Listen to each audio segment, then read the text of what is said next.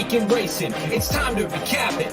And who better to do it than Michael and Magic? Two bros/pros who cover the highs and lows of racing around the globe on every one of their shows. Real fans look forward to these guys and their last stunts, cause they know they're not talking out of their royal ascot. What they say makes sense. So ladies and gents, sit back and relax as Blinkers Off presents The Magic Mike Show, where you hear the experts speak. The Magic Mike Show. Tune into the show every week. The Magic Mike Show. You can trust the show is the bomb because it's being brought to you by RacingDudes.com.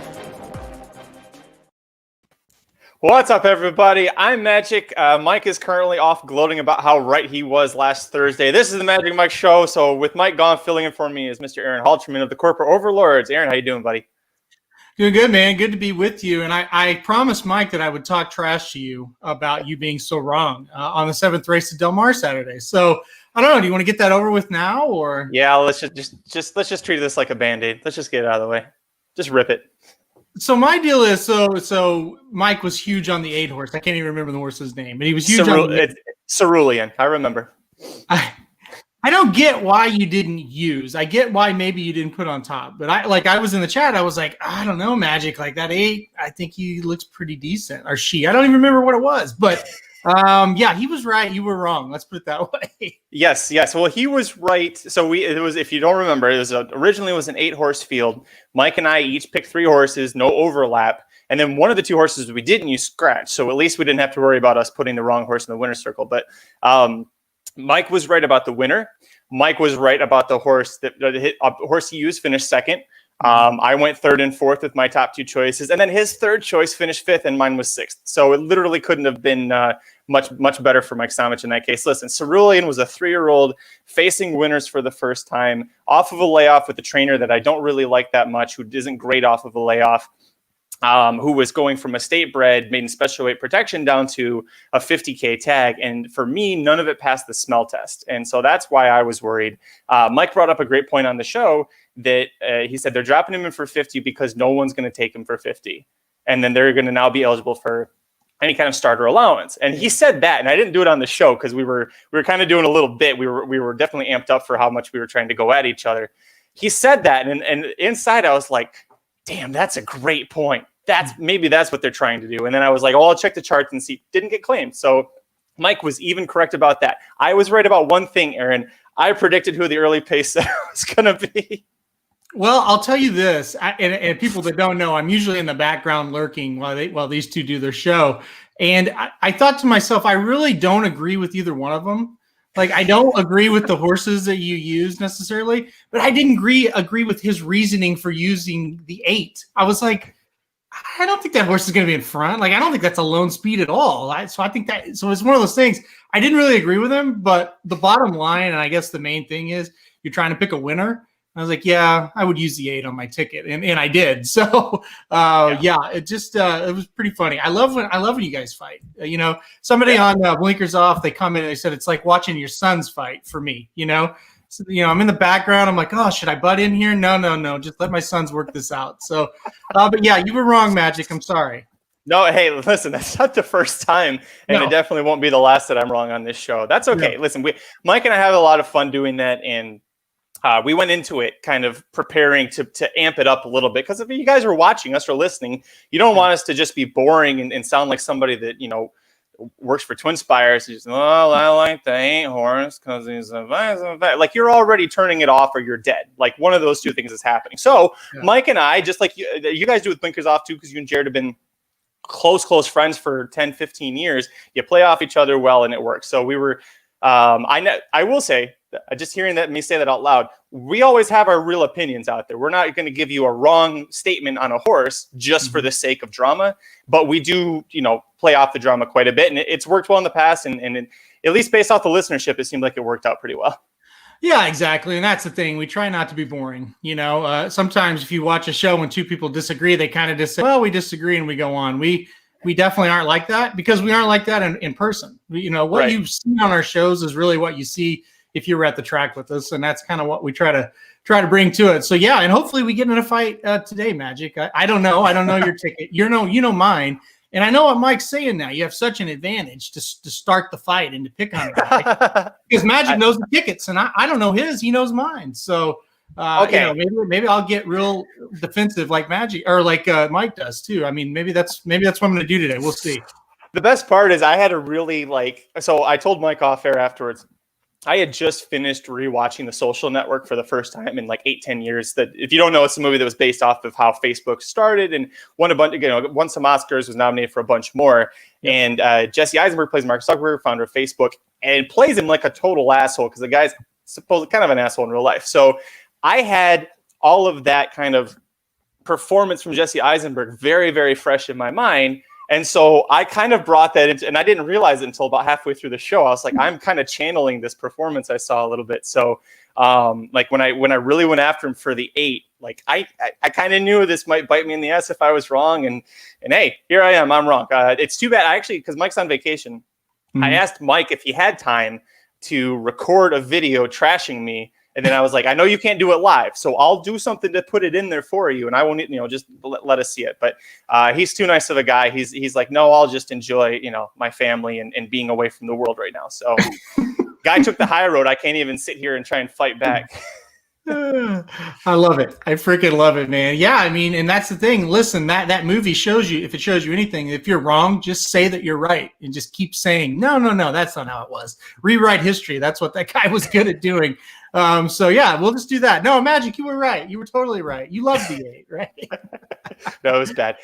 Listen, you know what I did love though? It's going to be the best thing that I saw this weekend, and it's probably going to be the best thing that you saw. So just in case it is, as a gracious host to the guest, I'll turn it over to you. What's the best thing you saw this weekend? Oh, you had me really curious, but I and maybe we're going to agree, but right when we came on the air, I thought I'm going to do something different since we both have NFL jerseys on. I'll mention my Cleveland Browns. All right. 7-3. They're comfortably in the playoffs after 10 weeks or 10 games, I should say. What the hell, right? The Browns are 7-3. Unbelievable. What year is it? I got to tell you, dude, it's going to take a special performance to blow this, right? Because they have Jacksonville, the Giants, and the Jets still left on the schedule. They could get to 10 wins pretty easy, right? So I don't know. I'm pretty excited about my Cleveland Browns. Wow. I haven't been paying as much attention to football this year as I have in the past. I did not know they were doing that well. Honestly, I'm happy for you, and I'm happy for the long-suffering Browns fans, of which you are not really one. Not me, no. But the guys like Guys Paddle, if you've been investing in the Browns for forever, as a Lions fan, and yes, I'm aware that there's a lot of Detroit apparel for a team that didn't put up a single point over the weekend. Listen, our Super Bowl is coming on Thursday, which is why I wear this. But as a Lions fan, I understand how just draining it is as a fan year after year. Terrible ownership turns into terrible management, turns into terrible coaching, terrible player decisions, terrible signings. It's just that shit trickles down from the top sort of situation. So when the Browns are doing well, I'm happy for you, the fans, because you guys, it's nice to see the little guy get something like this once in a while. Yeah. We'll see. We could listen. I could see us losing to Jacksonville. Okay, I definitely could. So I'm not getting excited. I've only been a Browns fan for 3 years, but I've seen how frustrating they are. And this is like for the Browns, they've been really good for 3 years, right? So, I mean, you know. When the train went off the tracks last season, I'd kind of predicted that because I was like, everybody's get Baker's rookie season. That they fired the coach, they got a new coach, everything's looking great. I was like, trains are going to go off the tracks, and it did. So now that it's back on the tracks with the right coach, it sounds like things are going a lot better for you guys. Yeah, for sure. Some guy said he's a Redskin fan. Hey, you got a big game coming up. I mean, you're 3-7. But you're only a half game out of the division lead, and you got the Cowboys on Thursday. So we've got the Lions going up against the Texans, two really powerhouse teams, and then the Cowboys and Washington. They're horrible, both of them too, but it's a huge game. So yeah, Thanksgiving, can't wait. This is just God. This is what it's like growing up in Michigan. Is you go into Thanksgiving knowing that your heart's going to get broken and the second half of your day is just going to be shot to hell, and you still wake up, you put the jersey on, the eye black, everything, you sit there and watch it for 3 hours, you scream yourself hoarse at the TV, and then you wonder why you feel like shit later. Yeah, I get it. I've watched the Lions as a non-fan for years, and I'm like, wow, this is a horrible game. I can't believe I'm watching it. Most years it is like that. Well, they always wear like the really ugly jerseys, that seems like, too. Like they're throwback. Oh my God. Jerseys. Remember the Hawaii, the special ones they had where it was like just all black with the blue, oh God, those were terrible. That was our St. Louis Blues red jerseys, kind of a situation going on there. Just terrible. Yeah, they're bad. All right. So I guess for me, because I had a backup, because I thought for sure you were going to say this. So I'm going to cheat and I'm going to use both of them. We'll count as 1.5 for each of us. Life is Good. Holy shit. How good was this horse on Sunday? If you didn't see it, Del Mar race 2 Sunday, maiden special weight, 6.5 furlongs, which is a little bit of a key distance there for a debuting horse. Was 1-9 favoritism, which means all the hype that I'd been hearing was probably going to pay off. And then he, out of the gate, literally half a second, I started laughing and I called Aaron. Like I started dialing Aaron before the race was over. And I waited until he crossed and then I hit call. And I was like, and I called and he picks up. He's like, hello. I'm just laughing. Did you see that? Did you see? No. I need someone to get verified. Did I just see what I saw? Gets a 90 buyer, never got out of first gear, wasn't breathing hard a bit when he came back. That is a pretty damn good horse. This one might be the best one yet based on that debut. That's one of the best debuts I've seen in a long time. I mean, really, really good. Larry Kalmus, the track announcer, compared that debut to Curlin way back in 2007. And if you Google that Curlin maiden race, you hear Larry Kalmus calling the races at Gulfstream, and he goes nuts for Curlin, kind of like he did for Life is Good. This horse, I mean, the sky's the limit the way it looks. I mean, and that may be bad news for people that don't want to see Tough Luck Bob have another good one, but holy cow. I mean, that really something. Yeah, I've only I always defer to people like you and who've been around longer than 4 years in the sport. But I just remember like it's seeing that. I'm like I haven't seen that ever from a horse since I've been following the sport. And you see Justify's break his maiden on debut. I've seen I'm trying to think of some other great ones I've seen. I can't even think of them because of that. I'm just like, it's just ridiculous how good it is. So our really good friend of the show, Jay Privman, wrote up a really nice story on DRF. And so I got a little bit of facts that or some tidbits on him that I was going to bring to the show. And this all credit goes to Jay Privman for this. Just want to be on the record. Sure. So first of all, Mike Smith he skipped the Breeders' Cup. He only had one mount going in because McKinsey's retired, Midnight Bisu's retired. And he just skipped the Breeders' Cup. And he told Jay he was actually contemplating retiring. He's like, maybe this is it. My good runs are drying up. I'm very selective about my meets. And he said he prayed on it for a while. He said, God told me I'm not done. Comes back to Del Mar instead of being at Keeneland. Gets astute. Gets Life is Good. I think Mike Smith made the right choice not to retire yet on that one. Yeah, definitely. So the saddle he was riding, because if you don't know, the jockeys actually have their own saddles that they attached to the horses for the race. And he was riding a 50-year-old sheepskin covered saddle that actually belonged to Bob Baffert way back when he was a jockey in Arizona. There was like a very quick minute he tried being the jockey in Arizona. Bob didn't even know it. His brother, whose name is Bill, so there's Bob and Bill. Bill found it cleaning out storage, shipped it to Bob. Mike Smith saw it one day and was like, I want to ride that. And Bob told him he was going to save it for when he had a special winner, because he thought it was going to be a winner, because then he wanted to officially retire it. So Mike Smith put it on, got to ride it on Life is Good. Baffert let him put it on Life is Good, and it's officially retired as a winner. I don't know if that saddle would have ever touched better horse flesh than what he got on Sunday. Boy, Jay, is this Jay Privman too? Was that a Jay Privman? That was all Jay Privman. Wow. He is digging down deep for the dirt on this. Keep going. Is there more? I got to hear more. No, that was it. Okay, good. That's enough of that. So,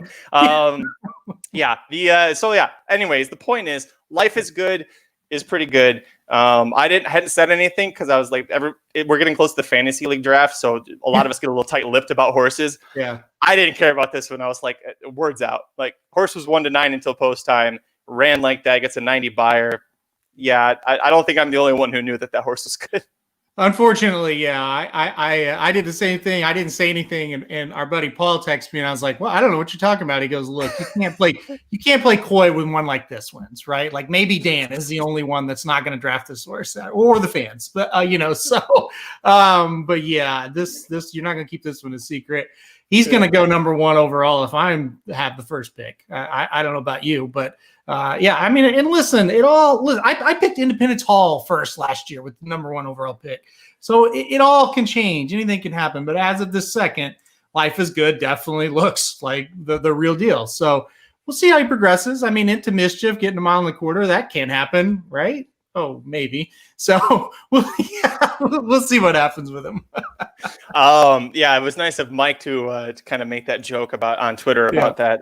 But actually, I looked at this horses because I was like, oh, Into Mischief. Okay, my first thought was not can't get him on a quarter. My thought was, what's the dam side look like? There's a lot of distance side, and so it kind of reminded me a little bit of Charlatan, where Charlatan's by Speightstown. You don't think distance, so you look at that dam side, and there's a lot of distance pedigree there, and you go, okay, like that's whatever Into Mischief can't cover or Speightstown can't cover is going to come from the other side. It'll be fine. Yeah, no, he should be fine. And, the way he ran that race, he certainly didn't look like a sprinter to me. I mean, he looks like a big, nice horse. I mean, like Michael Myers said, another once in a lifetime for Tough Luck Bob, man. A guy just can't catch a break, can he? Just can't get a good horse.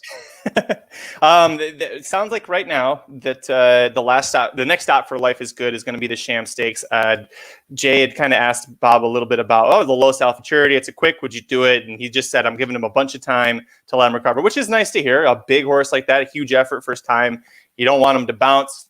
You saw what happened with Spielberg, where that horse just can't put together a good run to save his life. So, this horse looks like he's a little bit better than Spielberg, though. Oh, yeah. I would think so. Just a little. All right, Eric, let's get into things. People came here because they want to hear us talk about the Churchill Downs late pick 4 sequence that's on Friday, November 27th. It's highlighted by the Clark Stakes. This is going to be a lot of fun. I'm excited to talk horses with you. Riders up. All right, let me get the screen up here. You didn't tell us your other best thing you saw, your backup. Oh, we went long on that one. Okay. The backup is that Santa Anita basically adopted a ship and win program like Del Mar. Okay. They bumped up overnight purses, or bumped up 10%, which is big. You automatically, if you bring a horse that's never been in California, this hasn't started in California in the last 12 months, you automatically get a $3,000 bonus for showing up, and you get I think it's like 35% purse increase if you finish 1st through 5th. Huh. Cool. It was a really nice, Santa Anita, we're bleeding horse flesh out here. Like we need people to bring horses to us instead of always going to Oakland. So you're right. We're trying to just give us a couple, Aaron. You guys have plenty of horses. Just give us a couple, man. Come on. I'm with you. I want Santa Anita to succeed, so I think it's good. Hopefully it works out. I love that place. Come on, I do. Yeah. I'm not like those East Coast snobs over Ricky and Slim who just don't care. Come on. Cool. All right, let's get this in. 3, 2. Okay. All right, kicking things off for the late pick 4 sequence at Churchill Downs on Friday, November 27th. Race 8 on the card. You got a field of 9 fillies, ages 3 and 4, non-winners of one other than allowance, going 1 mile and a 16th on the main track. I'm getting a lot of feedback on your end. That was crazy. All right, it's better now. I'm going to start that over because I was hearing myself the whole time. See, I'm not even saying anything. I don't know. Yeah, that's weird. Okay, maybe I'm talking too loud. Kicking things off for the late pick 4 sequence at Churchill Downs on Friday, November 27th. Race 8 on the card, field of 9 fillies, ages 3 and 4, going 1 mile and 16th on the main track. Allowance on winners of one other than. We don't have the morning lines because we're doing this just a little too early. So, Aaron, I'm going to rely on you to kind of say who you think might be a favorite in these races here. But I went 3 deep here. You and I have the same 3 horses you have the same 3 horses I do, but you went a little deeper. So, who do you have on top here? Well, first of all, this is a hard race to predict who the favorite's going to be. I thought this was the toughest race of the sequence. I don't know what you thought, but this is just a head spinner. Starting with who I have on top, I went with Tempers Rising on top here. So let's see, the numbers aren't out for me either. That's a 6 horse. So number 6, Tempers Rising on top, kind of just the most consistent of the bunch, but not exactly a horse that likes to win either. So it's a little bit scary. This horse was in the Kentucky Oaks and got 5th to some really nice horses, obviously. But then they try the turf, which I thought was really weird. Didn't run much at all. Got her back on the dirt last time out. Ran a lot better and got beat by Market Rumor, who's a horse that I really liked that day. So, did lose by 3.25, or 3.5, but at least it was to a horse that I liked. I didn't think it was a terrible performance. You look at this race, in that last race there at Churchill, showed a little bit of early speed for the first time. I kind of liked that, right? So maybe we can get a little more forwardly placed this time. So that's who I had on top. But listen, I went 6 deep in this race. So it's not like it's like, oh, Temper's Rising. Can't wait to bet that horse. No, not at all. I went 6 deep here, but that was the one I put on top. I'll move to another horse real quick. I know you'd like to do 2 by 2 on this show because I watch this show. Thank you. I will go to another horse that I find very interesting, and that's the 5 horse Quiet Dignity. This is actually the horse I had in second. You might say, what in the hell are you doing? Because this horse has never touched the dirt.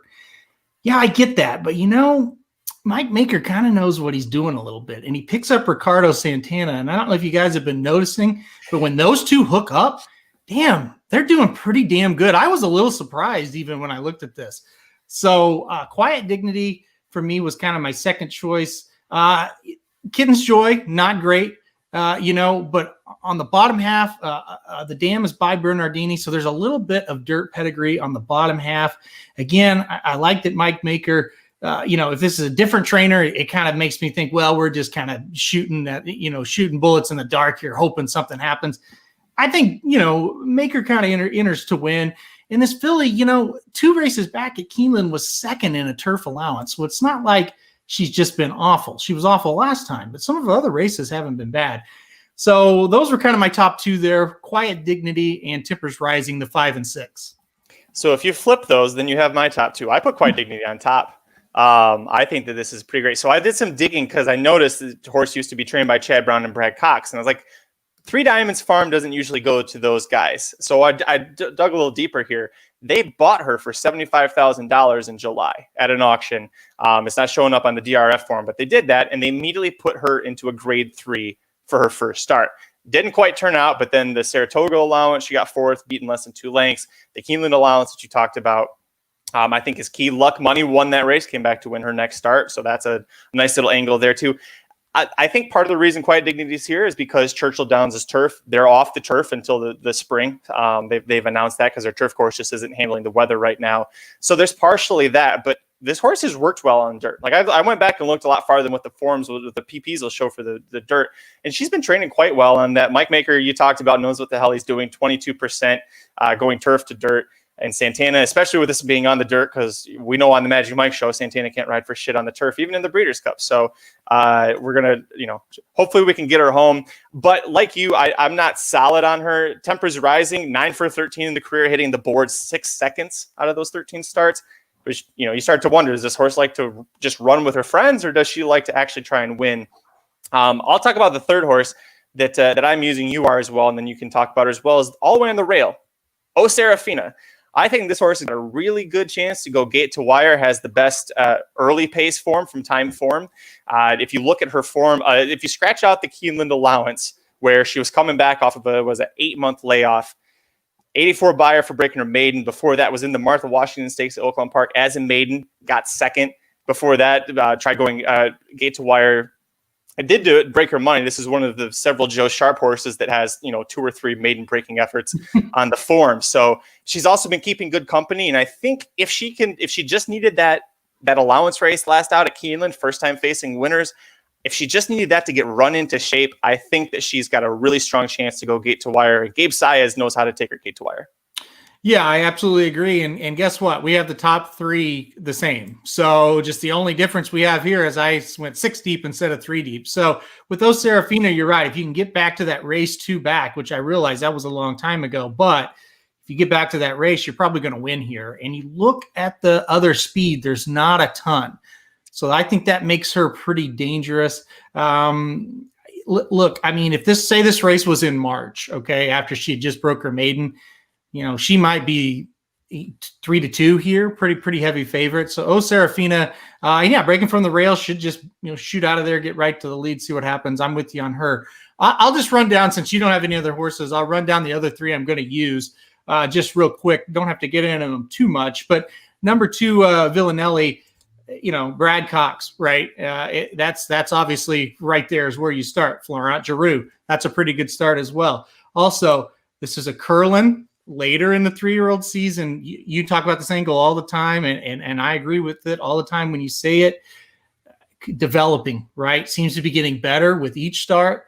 Started in August, just okay. Next time out in September, better. October, win. Can we get another progression, another jump up? So that was my fourth choice.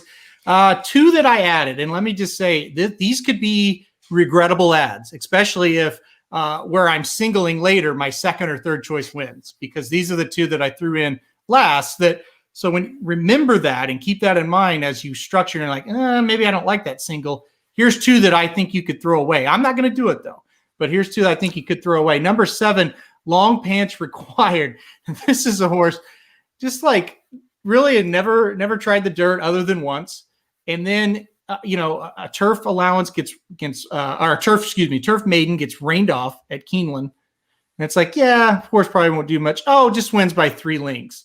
It's like, finally, you break the maiden. So now you're going to come right back into turf race. Maybe this horse liked turf all along. You look at the pedigree, it's the same kind of thing. It's kind of like with the 5 Quiet Dignity. Yeah, you can see where the horse might run okay on the dirt. So I threw her in there.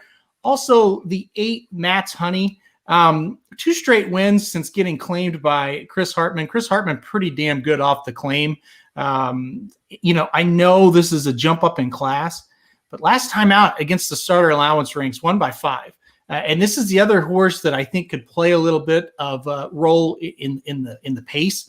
And let's say O Serafina just shoots out there, and then you've got Matt's Honey sitting maybe in second right off the flank. Might get first run at the leaders. If the track's playing to speed, I'd be a little scared of Matt's Honey maybe taking them a long way and maybe sneaking up there and win. So that's why I included her as well. Like I said, went 6 deep here. Going to rely on a single later in the card that we'll get to. And so I told Aaron this before when he sent me his tickets. I don't have any disagreements with any of your picks. So if you're looking for another Magic Mike kind of throwdown and argument, you're not going to get it on this show, because they were all horses I considered. The Villanelle, the 2 horse. I mean, it's Drew and Cox, and normally you just need to add them. First time versus winners out, and I was expecting that she might be a pretty short price here. Again, we don't have the morning lines right now, but I think that's a good one. The 7.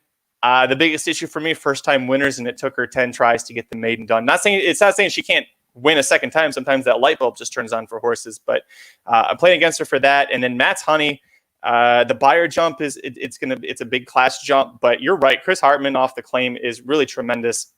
And I think that the actual buyer jump, the numbers that he got, or that she got, 72 for the first one, 70 for the second. I think because they were against starter allowance company, they might have been a little lower than you would have seen if that was against an allowance field. So, if you project it, she's going to be able to step up. She's already won 3 times this year, 5 times in her career. So she knows how to find the wire. She is a 4-year-old facing 3-year-olds here. So plenty to like. I have one last question for you, and then we'll move on. It actually came up in the chat from Michael Myers. You're using 6 of 9 horses. Why did you not go all here? Because I don't have the same theory as Okay. Mike when it comes to that. That's all it is basically. I looked at the other 3 and I thought, well, I'm not going to waste the money because I don't think they're going to win. And if they win, I don't get upset. Now, if I used 8 out of 9, yeah, I'm going to throw in that 9th one, right? But 6 out of 9, I just don't think it's worth wasting 3 more bullets on this race. I don't think the other 3 that I've left off have much of a shot. If they beat me, well, it won't be the first time I've been knocked out of a pick 4. It won't be the last. So I thought it'd be a waste of money to add the other 3 is the short answer. No, that's great. Listen, just a difference of opinion, and it's nice to have a fresh opinion on here, even if my co-host is going to come back and say it was the wrong decision. So yeah, no, that's fine. It's your money, it's your opinion. That's the big thing Mike always says. That's right. Yeah. Well, listen, I'm going to go 6 out of 9 in the next one too. So I'm playing with fire here.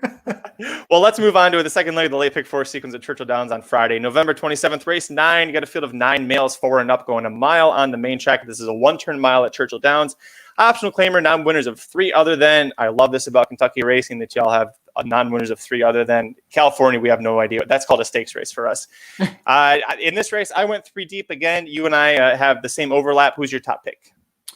Well, this is another one where the top pick was pretty hard to come by. All right. But I went all the way, and I'm hoping for a big bounce back, second off the layoff. Number 8, looking at bikinis. I think if this is a horse that can get back to some of his prior form, he's going to win this race. And I think it's going to be a fairly nice looking win. The scary part about it is I really hated that last race of his at Keeneland. I thought, he should have won that thing.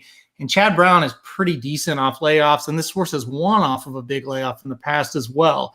So it was pause for a little bit of concern. But if you look at the class and the overall talent and some of the races he's shown, it's hard not to use him as well. And it's also hard not to have confidence in Chad Brown. And he also gets Tyler Gaffalione, who is the hottest jockey in the country coming into this race, especially here at Churchill Downs.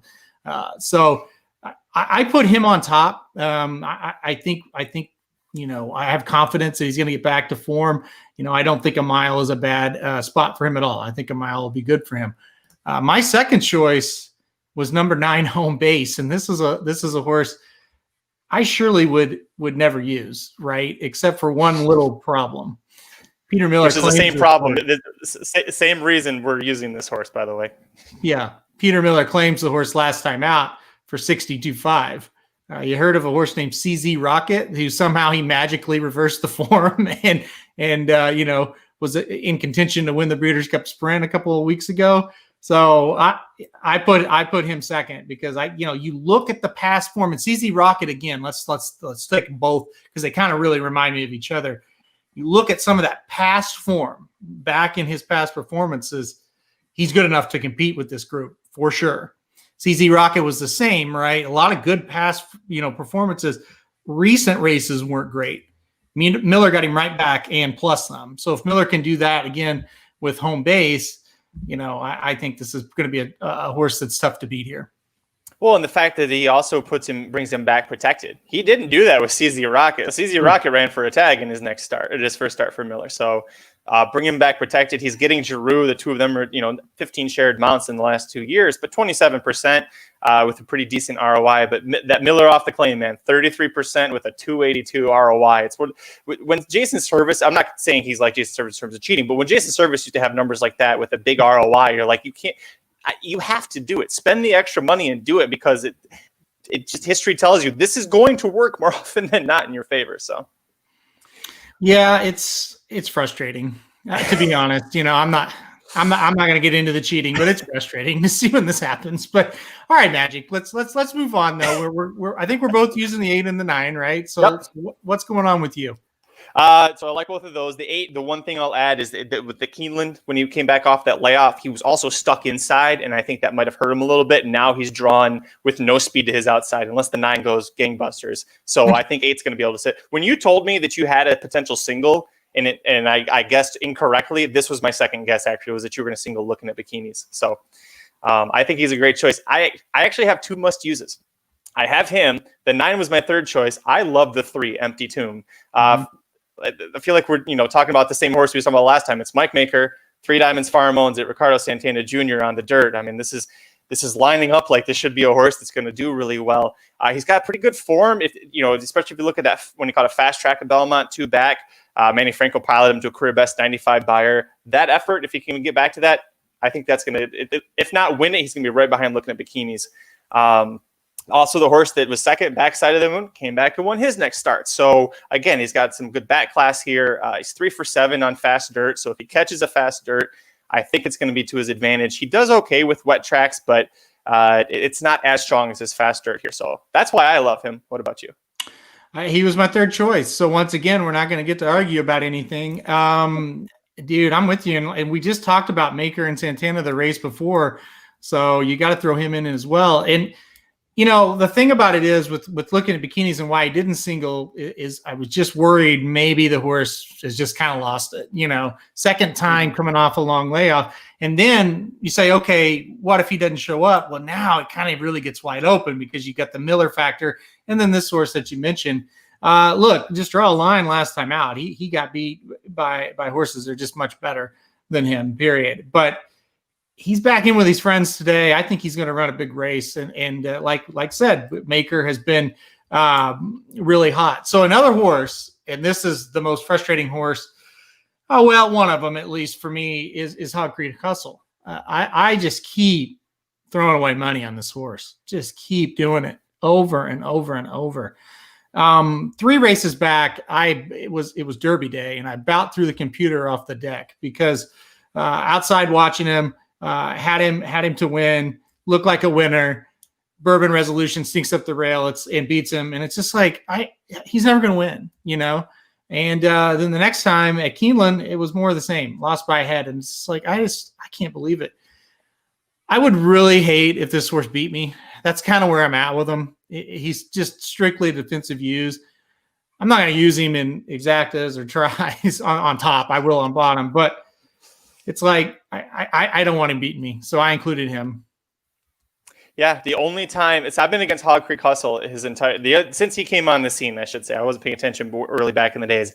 I don't think I've ever once used him. So I've been luckily on that side, but usually I'm on the same side of the fence that you are, and I get it.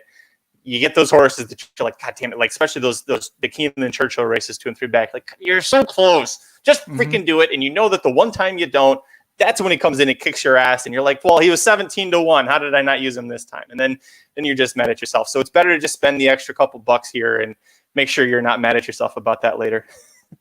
Yeah, well, that's how I looked at it. He just makes me sick. He really does. I think a mile is, I think that's a distance that suits him pretty well, especially the 1-turn mile. I think that's definitely critical for him. Okay, 2 more, because I know you're out of horses, and here I am again. Here's the scary thing for me. Okay. I think there's enough speed and enough, like, what if home base, the 9, and looking at bikinis, the 8, what if they really hook up? And then what if maybe the 6, I could see that horse sneaking up there as well. And there's a little bit of a pace meltdown. I hate to say it, but I think the number 2 Singleman might be kind of tough coming from off the pace here. I don't mind the cutback. I think that's going to be okay for him. I think he could be flying late at a price, and I like McPeak at a price. That is a big key. And I think Singleman is one of those horses that just beats you sometimes, and I don't want to be knocked out by him. So I included him. Here's one that maybe you could probably talk me out of, Magic. It's the last one I included. Number 1, Thirst for Life. And I think some of it is like, it just seems like whether he nips me out of a try or whether he nips me out of a pick 4. He seems to always beat me when I don't have him. So he's kind of defensive use for me. And he's another one. I think the pace is just going to make a lot of sense for him.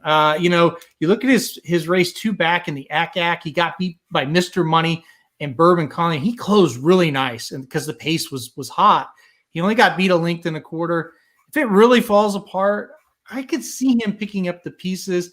Ignore his race last time out. He throws in clunkers like that. That's just what he does. If you look at his form, he will just throw in races where he's absolutely terrible. Usually he follows it up with a pretty nice effort. I think he'll run decent here. Maybe I'm being a little too ambitious throwing him in to the pick 4, but I put him in as my last horse. See, I think I like him a little bit better than Signalman in the spot. You make good cases for both of them. It's just, I think Thirst for Life, especially if you want to play the Churchill angle.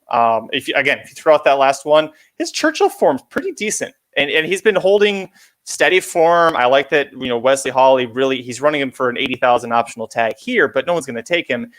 Otherwise, he hasn't really run him that often for claiming tag. He claimed him for 50,000 away from Mark Cassidy, Cool Morse, Gary Barber, St. Elias Stables.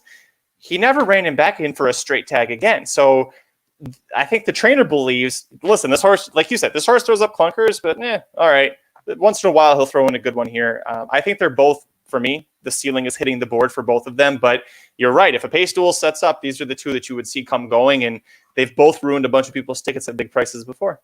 Yeah, and I think that was it. And especially when I decided to single, it's like, listen, I'm going to let these bastards beat me. If I'm going to single, then we're going to make sure we get to that single the best we can. So, threw them in. So 6 deep. So look for the favorites to win the first 2 races of the sequence.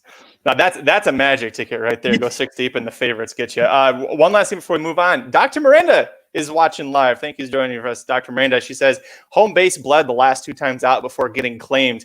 Not to draw attention one more time to CZ Rocket, but that's what they said about CZ Rocket before Peter Miller claimed him too. So I think Dr. Miranda is helping our case a little bit here. Listen, I don't know where Dr. Miranda is getting the info, but I like it. I wish that it worked out whenever she sends Jared and I tips, they never pan out. I wish she was just right about one of those ones, just one time. Then I'd feel better. She never texted me with a tip ever my whole life. So yeah, you're richer. You're richer for it. Trust me. Let's move on to the third leg of the late pick four sequence at Churchill Downs on Friday, November 27th. Race 10 on the card. The headliner, the Grade 1 $500,000 Clark Stakes, no longer the Clark Handicap. Field of 14 males, 3 and up, plus one also eligible, going a mile and an eighth on the main track. Favoritism has got to be on, by my standards, the 12th horse, right? I mean, you can't take much more bigger of a class drop than going from the Breeders' Cup Classic. This is a Grade 1, but this is not the Breeders' Cup Classic field. So this is my only must-use here. This is who I thought you were going to single, and you're not. Well, by the way, one of the best Clark fields I can remember as far as a betting race, right? I mean, yes. 14 entries, one also eligible. That's great. Sometimes the Clark will get a little bit of a shorter field.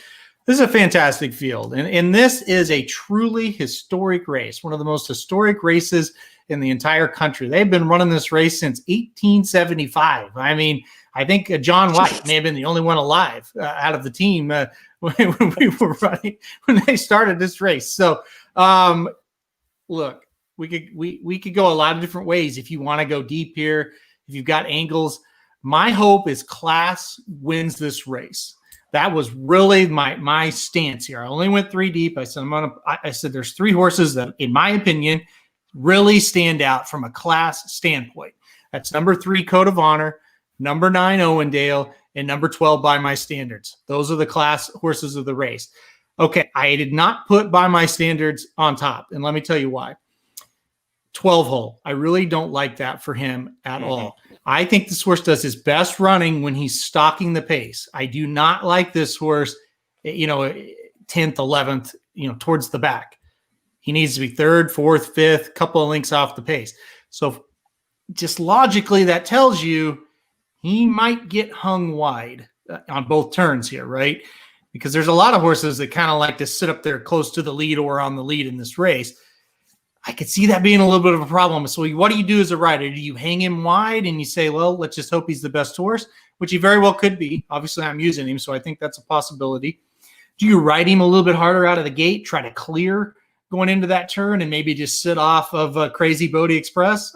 Possible. You could do that.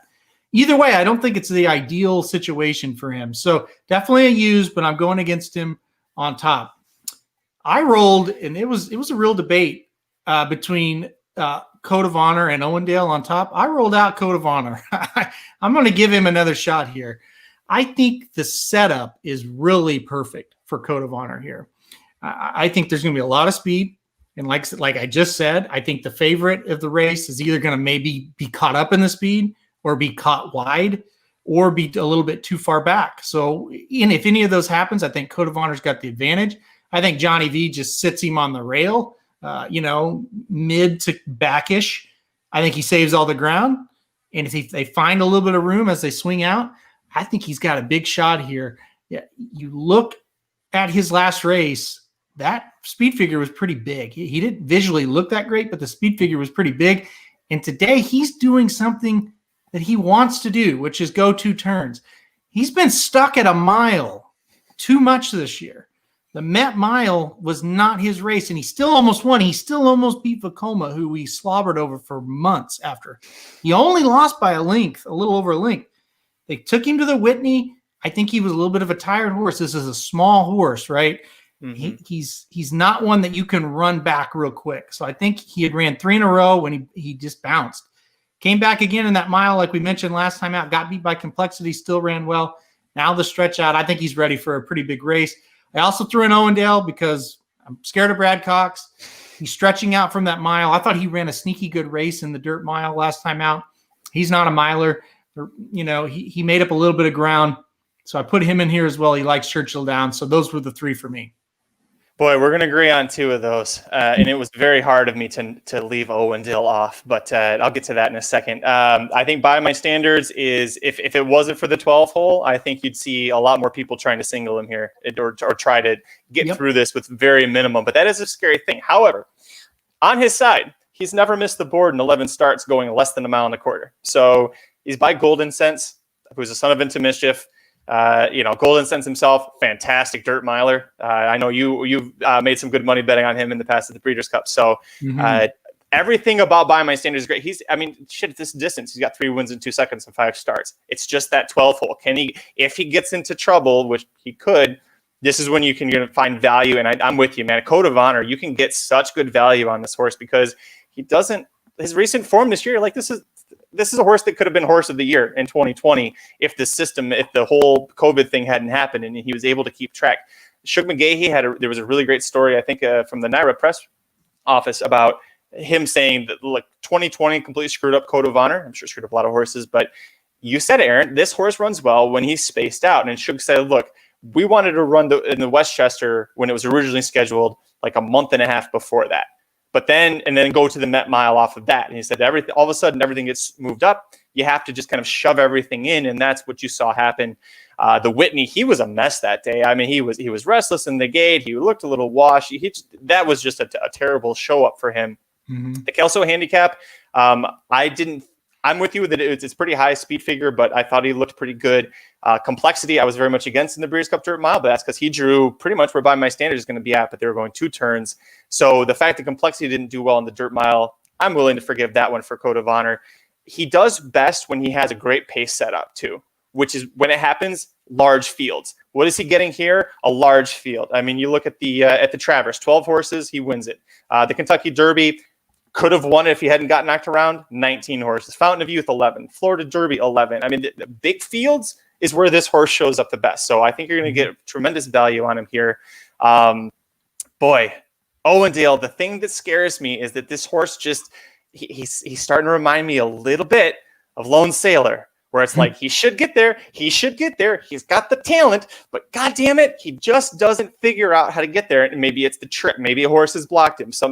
He's got the right connections, and I'm not going to knock anyone for using him, but he just has frustrated me enough that I'm ready to kind of give up on him, at least in a field like this. If he was the lone, graded stake standout in this field, hell yeah, let's throw him in there. But here, I just like the 5, Aurelius Maximus, a little bit more. And this is something that part of the reason Mike is still better at handicapping than I am usually is because he likes to project improvement with horses. This is a horse that I think still has a lot of room to go. He used to be with Chad Brown, didn't quite work out, sent him to Steve Asmussen. Boy, he's looked pretty damn good since then. So I'm hoping 3rd start of the form cycle. He just missed winning the Fayette by a neck. I think, he got stuck in a pace duel. If that sort of thing doesn't happen, if he gets a little bit of an easier pace setup here, I think that he could easily break into the triple-digit buyer speed figure and be a grade 1 winning son of Pioneer of the Nile. See, you and Samich really like this horse, and I don't know. I don't see it. I just don't see it. So a couple things that are positive. One, Ricardo picks this horse over Silver Prospector, and you may say, well, of course he did. Listen to me very carefully. Ricardo loves Silver Prospector. Don't forget, Silver Prospector was at Oaklawn Park, so I kind of know the inner workings of those 3-year-olds at Oaklawn Park and who's saying what about what. He really likes Silver Prospector, and that horse came back a winner last time out as well. So I think that does mean something. So that's a positive. I put this horse as a party crasher type. It's not going to be shocking if he wins, but at the same time, I don't think he's going to improve today. I think if you were going to see that big improvement, it would have been last time out in the Fayette. Here's why.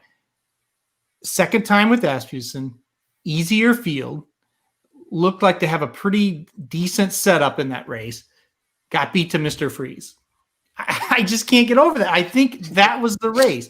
If he would have won that race, if he would have got a little bit better number in that race, I'd be like, yeah, okay. I think I'm ready. I think I'm ready for him, but I'm against him here. And maybe this is my magic moment and I look like an idiot, on Friday, but Aurelius Maximus, I think if he was going to be up to this level where he can beat Code of Honor and By My Standards, he would have shown me a little bit more.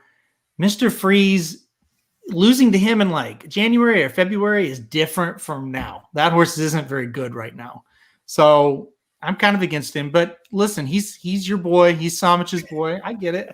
He's a price. He's going to be priced. So we'll see. That'll be good. Quick question for you. We'll move on. Is there a horse in here, since it's so big and we like to talk about value, assuming there's a horse that'll be a long shot, is there anyone that scares you that you didn't use? Honestly, no. I really, 'cause here's the deal. Here's the way I looked at it. I really think the three that I used are just kind of head and shoulders better than everybody else. And to be quite honest, I think Owendale is a small cut below the top two.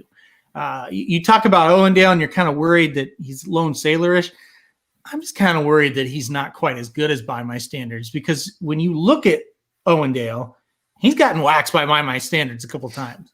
So we're hoping that by my standards just kind of sucks, right? And then maybe he's in it because maybe Code of Honor just tailed off, and now Owendale's he's right there. That's why I used him.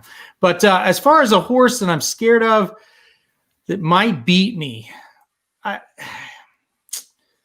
no, I'm really not. I think if a horse wins this race, other than those three, I'm just kind of like, yeah, I don't think I could have got there.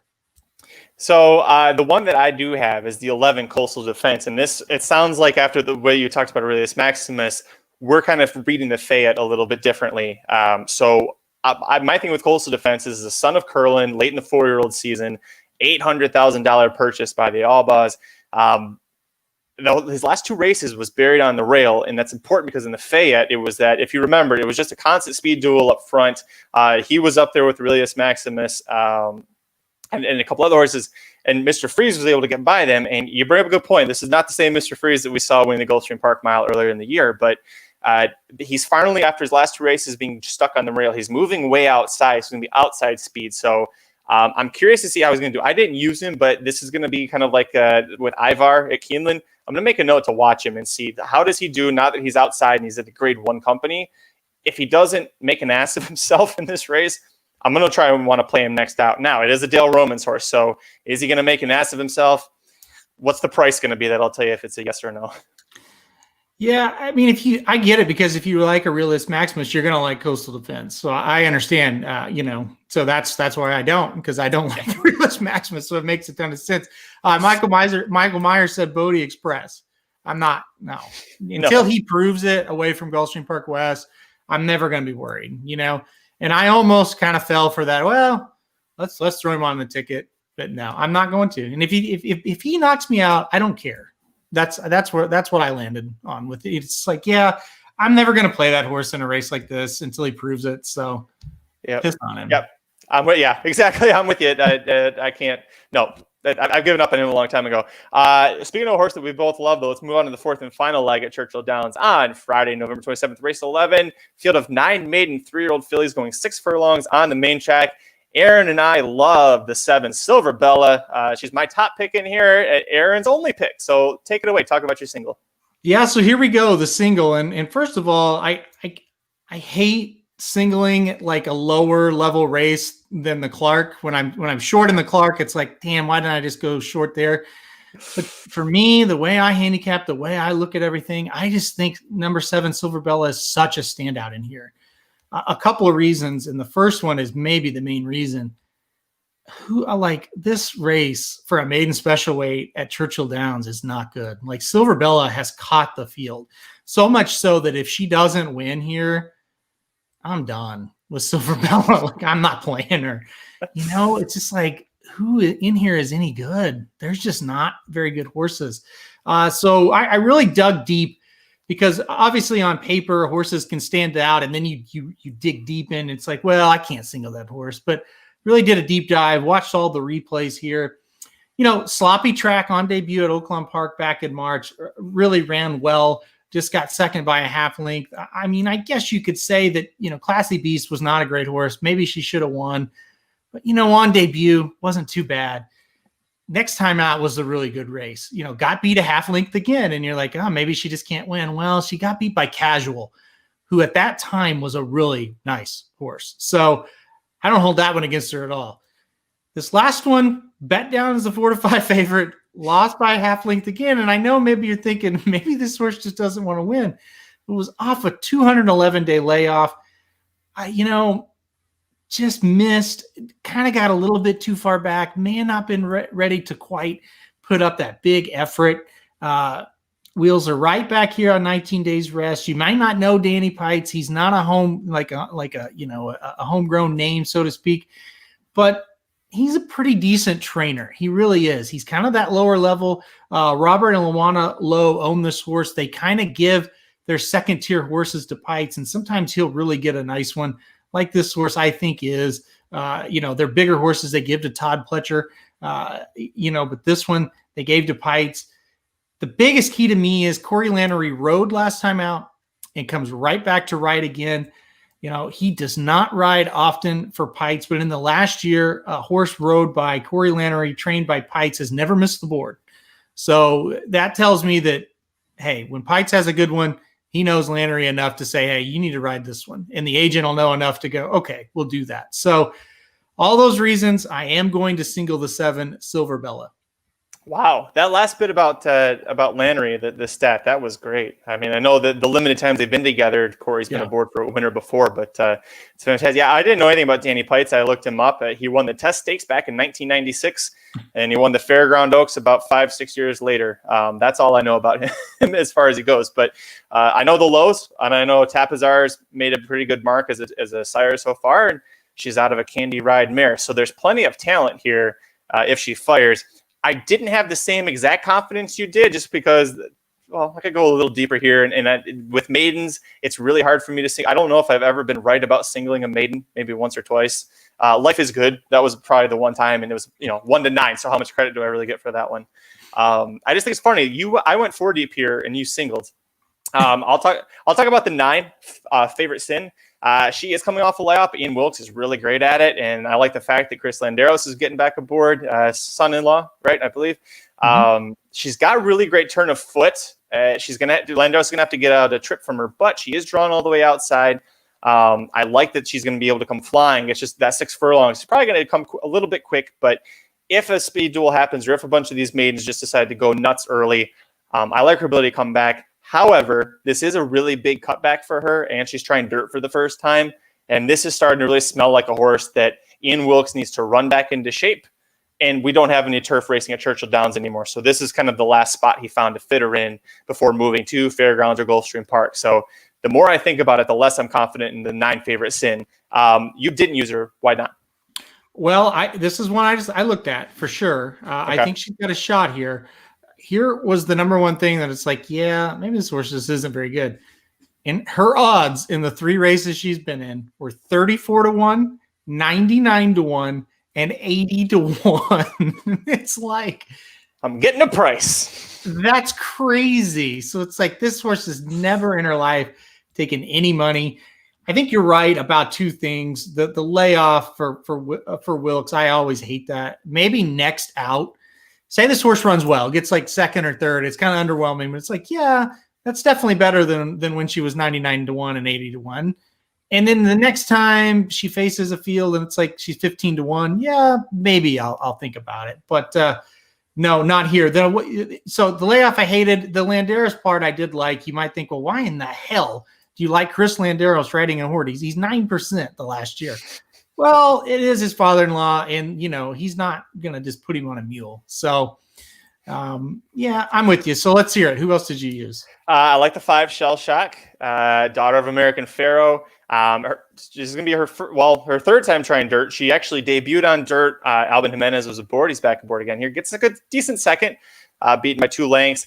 Vec Reza kept trying to push her on the turf, and her turf efforts are just terrible, aside from the first time that she tried it. So I think he's like, listen, this isn't working. I've been banging my head against the wall with her. Let's put her back on dirt, shorten her up a little bit, see if she's sharp off of going mile and 16th at Keeneland and Churchill before. It's the 3rd start of the form cycle. Her works on dirt have been really decent since the last start. So I'm taking a chance here that this is a horse that's going to probably inject some value. And Vecres and Jimenez are 23% with a positive ROI when they team up together. So it's a little bit of a stretch, but I think that this is somebody who's trying something here.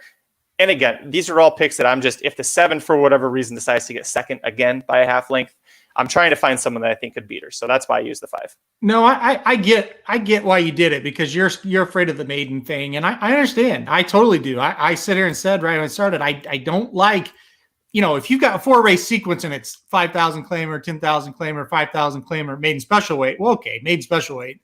Maybe I'll try to go short, but in a sequence with the Clark in 2 allowance races, I'm singling in a maiden. I don't like to do that. But, okay, so Shell Shock. This is another one I thought about. This horse is wild, okay? So debut, Gulfstream Park, gets second, beaten 2. Switcher to the turf, second, beaten a neck. Like, damn, okay, the horse might be decent. Next race, Churchill Downs, reigns off the turf. Bet down, though, to 3-2 because the horse did have dirt form. Remember, first race on the dirt, got second by 2.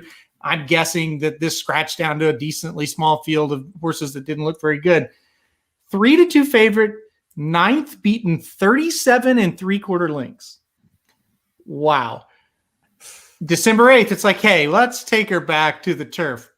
4-1 shot, 12th beaten 14 lengths. Okay, let's give her time off. She's obviously got some issues, right? Bring her back September 17th at Churchill Downs. 23-1. We got a prize finally, right? Well, we needed it. 8th beaten 9 1/4. Last time out, 15-1.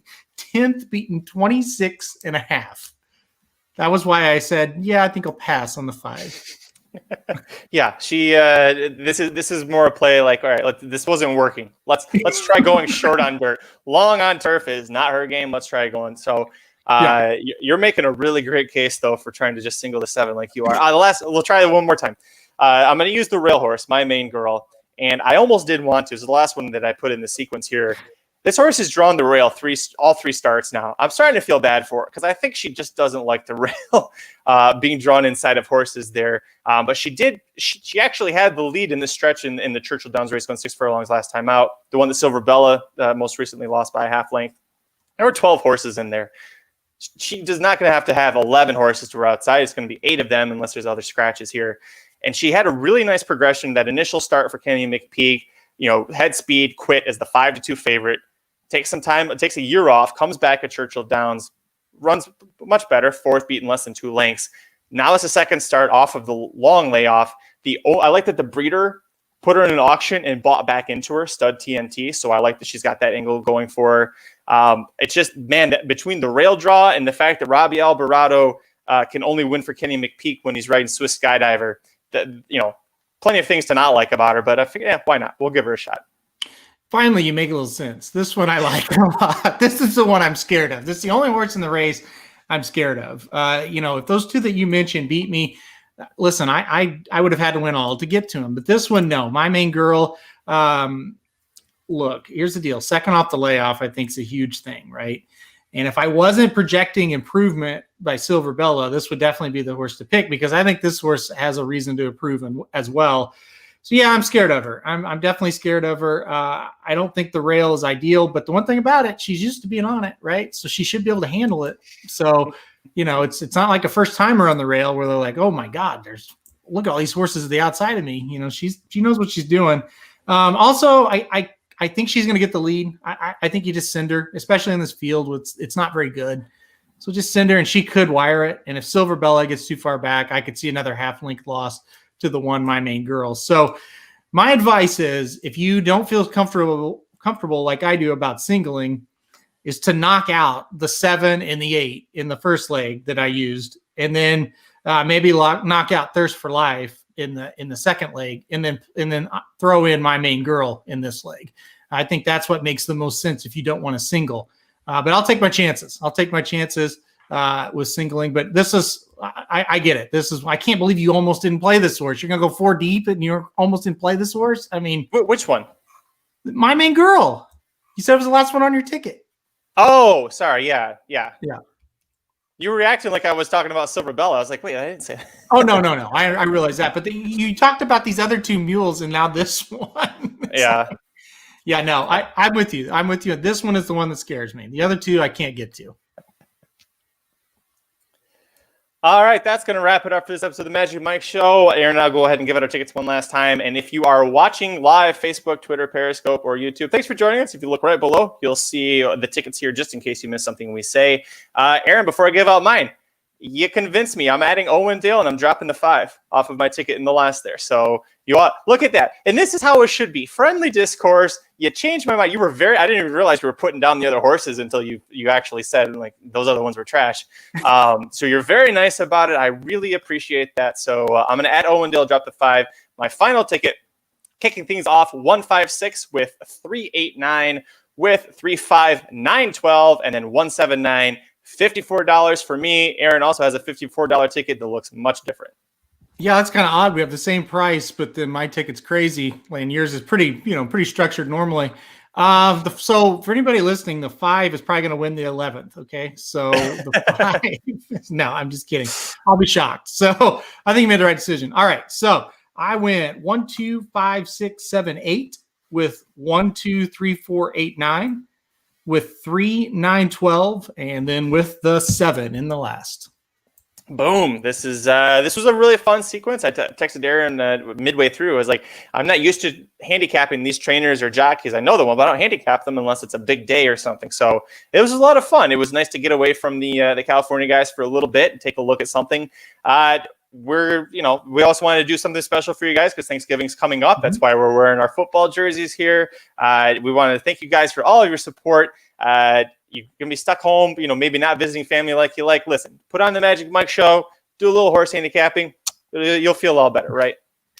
Oh, yeah, absolutely. Or maybe put on blinkers off, not the Magic Mike. No, wait, I'm on Magic Mike this week, so listen to it. Yeah.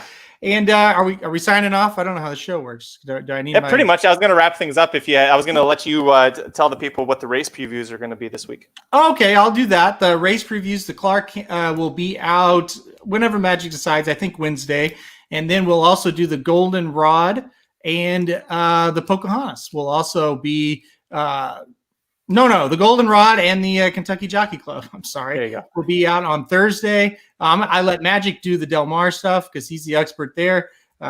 You're going to be busy, I think, with those.